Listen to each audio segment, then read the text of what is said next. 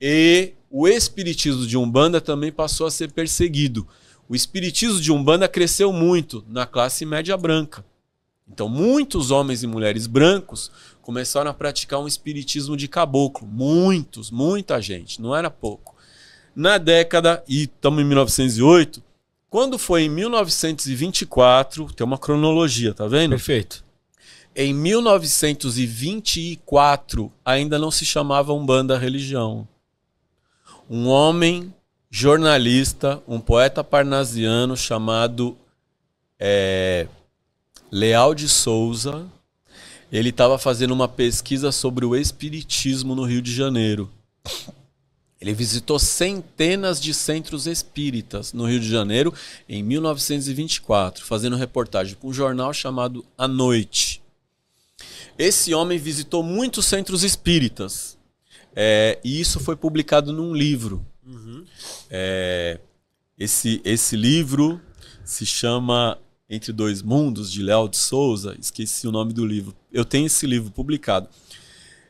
Eu li esse livro inteirinho e ele relata o que ele viu em cada centro espírita. Muitos acontecendo dentro de casa, no lar e tudo. Ele visitou uma macumba e 300 centros espíritas. Certo. Cerca de 300.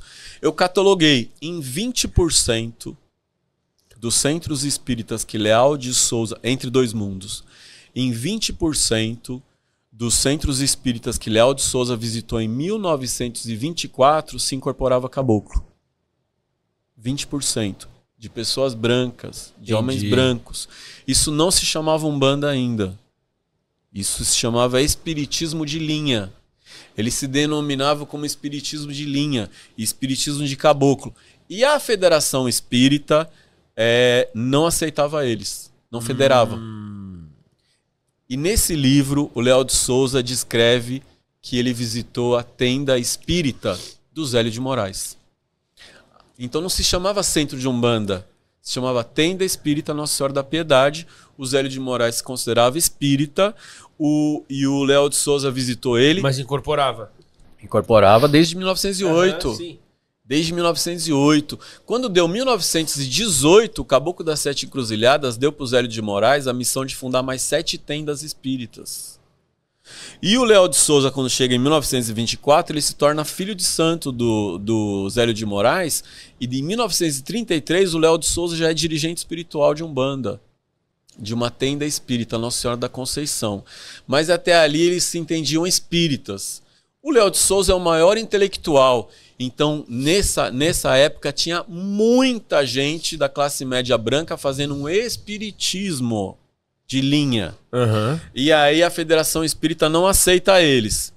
Em 1933, o Leal de Souza publicou outro livro. É o primeiro livro de Umbanda. Se chama O Espiritismo, a Magia e as 7 Linhas de Umbanda.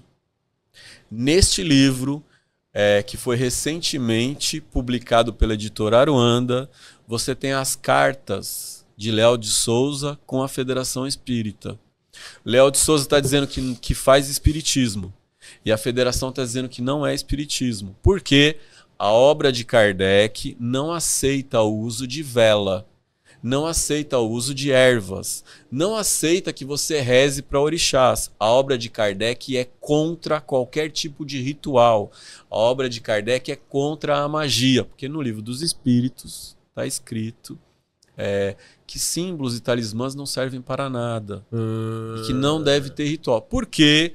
Porque Kardec, ele era um cientista, ele dava aula de metodologia científica no Instituto Pestalozzi e era um positivista. Kardec seguia as ideias de Augusto Comte, do positivismo, que dizia que a ciência responderia a tudo e que a religião e a mitologia não servia para nada.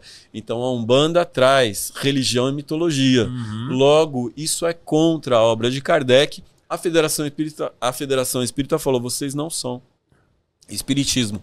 Aí o Leal de Souza e o Zélio de Moraes entenderam que eles precisavam fundar a federação para um novo tipo de espiritismo. E aí eles começam a se identificar como espiritismo de Umbanda. Obrigado por assistir. Aproveita para se inscrever e deixar seu joinha para ajudar o canal. Até a próxima.